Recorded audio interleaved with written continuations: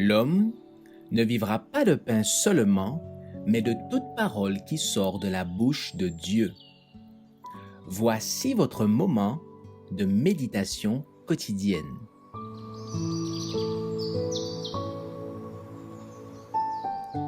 Maranatha.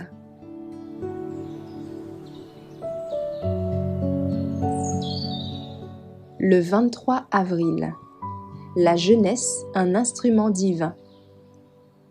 Il est bon pour l'homme de porter le joug dans sa jeunesse. Lamentation 3, verset 27.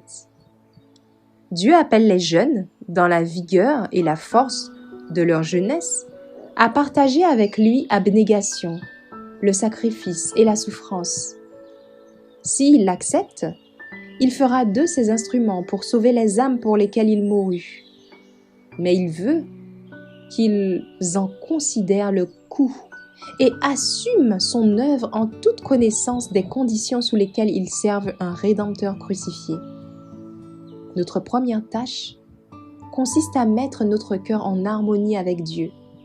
Alors, nous serons préparés à travailler en faveur des autres. Dans le passé, nos ouvriers fidèles faisaient souvent un examen de conscience. Ils se réunissaient pour se conseiller mutuellement et pour faire monter d'humbles et ferventes prières dans le but de rechercher la direction divine. La venue de Christ est plus proche maintenant que lorsque nous avons cru. Chaque jour qui passe nous en laisse un de moins pour proclamer le message d'avertissement au monde.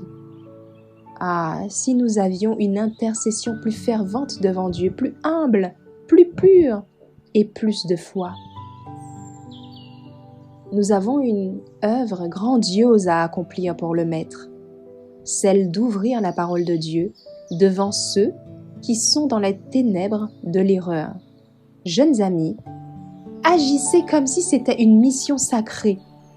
Vous devez être de fervents étudiants de la Bible, toujours prêts à donner à tout homme qui vous le demande les raisons de l'espérance qui est en vous. Avec dignité, donnez l'évidence que vous savez que vous possédez une vérité pour le bien des personnes qui l'entendent.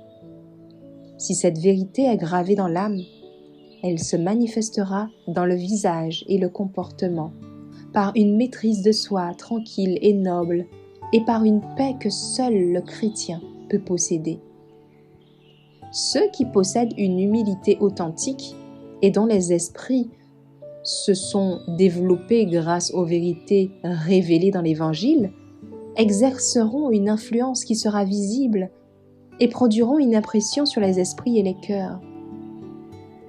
Je n'ai pas d'ambition plus grande que celle de voir notre jeunesse remplie de l'esprit de la religion pure, qui la poussera à porter la croix et à suivre Jésus.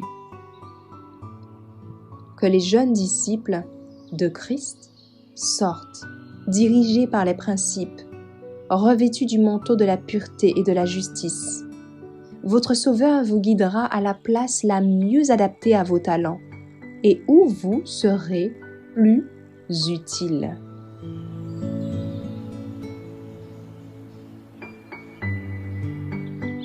Merci d'avoir écouté cette présentation. Assurez-vous de nous rejoindre demain pour votre moment de méditation quotidienne avec lereste.org.